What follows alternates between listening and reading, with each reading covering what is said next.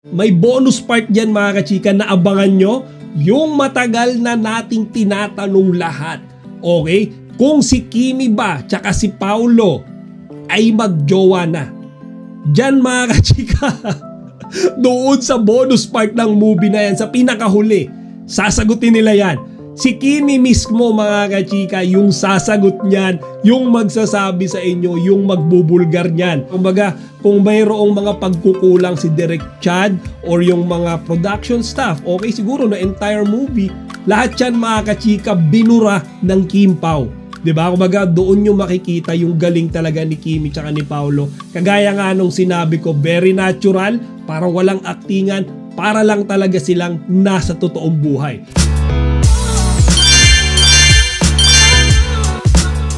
Magandang araw mga chika! Again po ulit, kayo Chika Patrol. Bago tayo magsimula mga chika, inaanyaan ko muna kayong mag-subscribe dito sa ating munting channel para palagi kayong updated sa mga latest at nagtitrending ng mga showbiz balita. Ulat sa MR Quick Kim Pao update for this content mga kachika, pero wait lang, hindi pala ito Kim Pao update but more on movie review sa kanilang first ever movie na My Love Will Make You Disappear. So mga kachika, kanina nga diba, March 26, okay, exact date today, nanood ko na ang My Love Will Make You Disappear sa sinihan. Actually kasama ko nga mga kachika yung aking wife kanina. So mga kachika, dito tayo ngayon sa SM San Jose del Monte, Bulacan. Nanood tayo ng My Love Will Make You Disappear. Yeah, let's go. So ayan, Cinema 1 and 2. Kukunin natin yung 11:30 AM para medyo maaga-aga. Ayan, so 350 pesos siya rito. So ayan siya. Ayan no. Okay. So 11:30 AM yung kinuha ko. So ayan, manonood ako, kasama ko yung wife ko, ayan. So ayan, syempre after manood ng movie ng Kim Pao, bibigyan ko kayo ng review. So tara, let's go! And then while we are buying our tickets, I also saw some of our senior kachikas and of course fellow Kim Pao fans na manonood din, okay, ng My Love Will Make You Disappear. So pinili ko nga mga kachika 11:30 AM. So sobrang aga niyan, kaya expected wala pang masyadong tao. Okay, gusto ko kasi talagang tahimik sa sinihan tsaka focus kong mapanood yung movie. So mga kachika, simulan na natin ang ating honest movie review. Wala po itong spoiler, okay? Unahan ko na kayo, no spoiler, wala akong sasabihin na any relevant information about the movie, lalo na doon sa mga hindi pa nakakapanood. This is more on my opinion and commentaries lang doon sa napanood ko. So simulan na natin mga chika, and let's start with the exposition phase. Ito yung parang first phase ng movie kung saan ipinakilala yung mga characters and their stories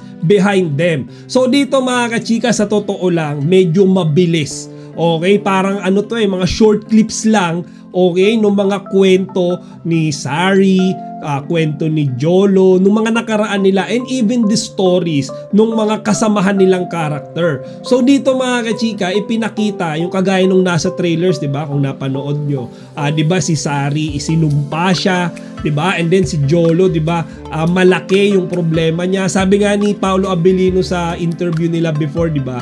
Si Jolo, parang ano siya, marami siyang utang, marami siyang nakakaaway. Dito 'yon mga kachika, dito ipinaliwanag yun sa introduction. And I also saw some mysterious characters here mga kachika na hindi ko ina-expect. Okay, para siyang ano di ba, rom-com yung category or genre ng movie na ito, pero parang nagkaroon ng konti lang naman, konting horror. Okay, so makikita nyo yung sinasabi ko once na mapanood nyo yung movie. So sa introduction part mga kachika, masasabi ko okay din siya but very fast paced. Mabilisan siya mga kachika. Siguro minadali ito ni Direk Chad kasi parang tututukan niya yung mga next phase, okay, nung storya. And then mga kachika, yung second phase naman ng movie, which is the exposition. So dito mga kachika, ipinakilala na isa-isa yung mga characters. Okay, di ba? Doon sa first phase, parang ikinuwento yung mga story behind them. 'di ba? Ngayon dito mga kachika, unti-unti na silang ipinakilala. And this I think is one of the best part. Kasi dito mga kachika, yung mga hinihintay natin na mga eksena, yung mga napanood natin sa trailer, dito na nagsimula yung comedy. Okay, talagang thorough comedy mga kachika. And I didn't expect Paolo Abilino na makarry or ma-handle yung mga ganitong aktingan. Magugulat kayo kasi we all know Paolo Abilino, he's a serious guy, hindi mangiti. Pero dyan sa part na yan sa pelikula mga kachika, wala siyang ginawa. I'm telling you, kung hindi magpatawa. Then for Kimi naman mga kachika, dito natin siya mas makikilala kung bakit nga ba siya takot, 'di ba, na magmahal ulit. Kagaya mga kachika rin nung sinasabi nila sa kanilang mga interview, si Kimi takot siya magmahal ulit, 'di ba, dahil baka mawala yung taong minamahal niya. Kaya mga kachika, every time, 'di ba, na si Paolo Abilino parang gusto siyang i-approach, para siyang umiiwas eh. 'Di ba? Yun yung sinasabi nila sa story, sa mga interview. So mga chika, parang dito na lumabas yung part na yon, dito sa exposition phase ng story. So dito nagsimula yung talagang comedy part, patawa part, hindi lang sa Kim Pao pero sa lahat.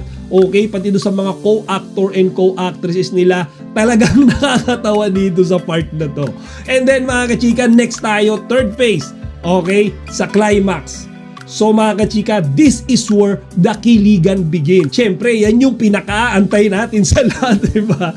Yung romantic part. Kasi dito mga kachika, nagsimula na, okay, na magkagustuhan si Sari tsaka si Jolo. Okay, yung mga napapanood natin sa trailer, 'di ba? Nakikita nyo naman, silang dalawa ay parang nagkakalapit, 'di ba? Yung naglalakad sila together, 'di ba? Doon sa sa may Pasig River 'yun, 'di ba? Sa may area ng Pasig. Doon na 'yon mga kachika. So, this is where the kilig part begin. Dito natin mas makikilala sina Jolo tsaka si Sari in terms of their relationship sa isa't isa. And dito mga kachika, ito yung pinaka-favorite part ko. Bakit? Kasi ang galing ni Direk Chad. Okay? Hindi ko alam kung paano niya nagawa na si Kimi tsaka si Paolo ay parang hindi uma-acting sa mga part na to. Kung nakikita nyo sa movie, di ba, si Sari tsaka si Jolo, parang walang Sari tsaka Jolo mga kachika. Parang ang makikita nyo lang, si Kimi tsaka si Paolo. As is sila. So mga kachika, it's very natural. Yung mga galawan nila dito, makikita nyo na parang walang ka-effort na aktingan. Parang ginagawa lang ni Kimi, di ba? Yung natural na behavior, natural na personality niya towards Paolo. And then si Paolo naman, mga chika, kung ano yung nakikita nating behavior niya towards kay Kimi sa personal sa actual. Ganyan na ganyan din yung makikita nyo sa movie. That's why this is such a masterpiece. Kasi mga chika, walang aktingan eh. It's all natural. Parang kung ano yung ginagawa nila behind the camera, ganon din sila in front of the camera. Mahihirapan na kayong i-distinguish kung etong dalawa bang ito ay uma-acting or talagang ganito sila sa totoong buhay. Okay, so mga chika, just like what I said, ito yung pinaka nakakakilig na part. Dito na nagsimula yung relationship, okay, ng dalawang main character, Jolo and Sari. And makikita rin natin kung paano sila sinuportahan nung kanilang mga kaibigan dyan sa pelikula. Then mga chika, doon tayo sa fourth phase. Ito yung tinatawag ko na falling action phase. Okay, dito na nagsimula mga kachika yung heavy drama. Okay, 'di ba? Doon sa first phase, medyo mabilisan, 'di ba? Fast pace. And then doon sa exposition, mga kachika, yung comedy. And then sa third phase, mga kachika, 'di ba? Yung climax, yung romance, 'di ba? Yung pakilig. And siguro may konting comedy yan, pero mas mararamdaman niyo talaga diyan yung kilig. Okay? And then dito sa fourth phase, mga kachika, yung the falling action phase, dito na nagsimula yung heavy drama. Okay? As in parang linlang caliber na drama. Siyempre mga kachika, nung yung mga character, yung mga main cast, nagkakilala na sila. 'di ba? Masasabi natin na close na sila. Ngayon, meron silang mga malalaman, syempre, mga stories behind them na kumbaga dito mabubuko, yung parang dito matutuklasan ng ganito, dito matutuklasan ng ganyan. So, dyan nagsimula mga kachika, yung parang nagfo-fall apart yung relationship. Kung sa trailer mga kachika, ito yung mga eksena na nakikita natin, si Kimi umiiyak, and then si Paolo Abilino, he is so serious. 'Di ba? Sabi ni Kimi, gusto niya daw maranasan na ma-in love, gusto niya raw maranasan na magka-jowa, 'di ba? And gusto niya nga daw maka-experience o makipag-toot, 'di ba? Ayun. Dito na 'yon mga kachika. And then si Paolo Abilino naman mga kachika, dito na rin mas ipinaliwanag, okay, yung character ni Jolo. Okay, parang mas pinahaba na yung storya, mas further in-elaborate kung bakit nga ba wasak si Jolo. 'Di ba? Bakit nga ba ang dami niyang problema? Ano ba talaga yung main reason? Bakit ayaw niyang makipagkaibigan kahit kanino? Bakit natatakot siyang magmahal ulit? Ganon mga kachika. Then kay Kimi, syempre alam naman na natin, 'di ba, yung backstory niya, ayaw niya nang magmahal ulit dahil nga doon sa sumpa niya, baka mawala. Okay, so dito na sila magkakaroon ng parang conflict ni Paolo mga kachika, kasi parang merong plot twist dito na madidiscover nyo rin kapag napanood nyo yung pelikula.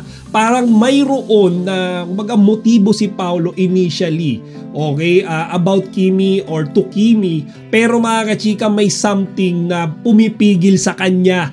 Okay, kaya dito mga chika sa part na ito, heavy drama siya kasi nga nagkakaroon na ng parang conflicting emotion. Okay, yung dalawang main character. Para silang may gustong gawin si ganito pero hindi niya magawa dahil ganyan. May gustong gawin si ganito pero kumbaga parang napipigilan siya dahil may masasaktan. Again, dito sa fourth phase na ito ng movie, yung falling action phase, mararamdaman nyo na talagang seryoso na yung atmosphere sa movie. Okay, may mga todo iyakan, alam nyo yun, may mga linya dyan na talagang mabibigat yung dating, batuhan nila sa isa't isa, and then may mga part dyan mga kachika, yung may mga away-away part na. So, dyan na nagsimula yan, and I like this part. Okay, hindi ito yung favorite part ko kasi favorite part ko yung climax yung kilig part Pero dito mga kachika, makikita nyo na talagang bang klase talaga si Kimi pagdating sa drama. Okay, and same goes to Paolo as well. Ngayon mga kachika, feeling ko kaya iba yung dating dito kapag si Kimi ay umiiyak, okay, sumisigaw. Kasi mga kachika, kilala natin si Kimi or even yung character niya as Sari na masayahin di ba? Bungisngis, di ba? Kumbaga, laging nakatawa, very blissful. Kumbaga, ano siya yung character niya, more on very bright And then kapag nakita natin siya, kahit sa maikling sandali lang na lumuha or even naging seryoso, alam niyo yung mga chikay, para kayo nasa isang kwarto, tas ang liwa-liwanag ng ilaw. Bigla niyong papatayin, si switch off nyo. Di ba biglang didilim? Ganun yung dating Kapag kasi Kimi masayahing tao tas bigla siyang umiyak, parang biglang didilim yung paligid, kaya ramdam na ramdam niyo yung atake, 'di ba, nung drama niya. And then kay Paolo mga kachika, syempre sanay naman tayo, seryoso siya 'di ba? So siguro kung para kang nasa isang kwarto, medyo dim light na Compare kay Kimi na bright light, si Paolo dim light na. Kasi syempre 'di ba, most of the characters na ginaganapan niya, yung talagang mga seryosong tao. Okay, so syempre kapag dim light na and then pinatay mo yung ilaw, parang hindi na bago sa'yo.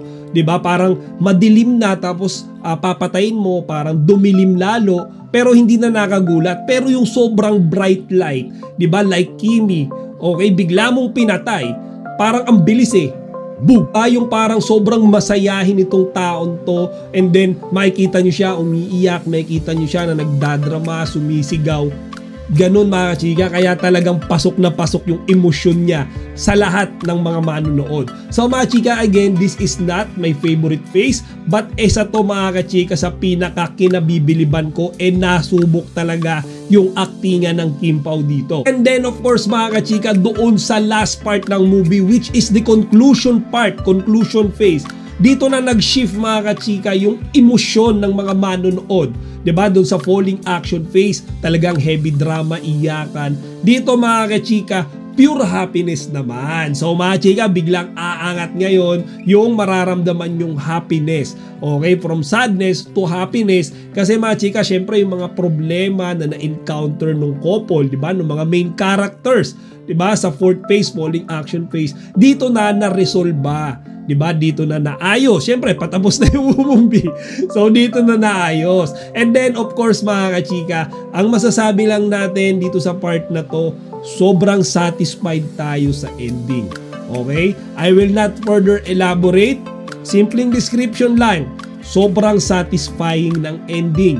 Diba? Na-manage ni Derek Chad na masolusyonan or ma-answer lahat ng mga tanong mula doon sa simula ng pelikula hanggang patapos. Okay, kumbaga tatayo tayo ng mga sinihan na walang tanong sa isipan natin, anong nangyari dito, anong nangyari doon, bakit ganito, bakit ganon. Wala mga kachika, lahat yan ay tinuldukan sa pelikula. So mga kachika, napakaganda. And dun sa last part, may bonus part dyan mga kachika na abangan nyo.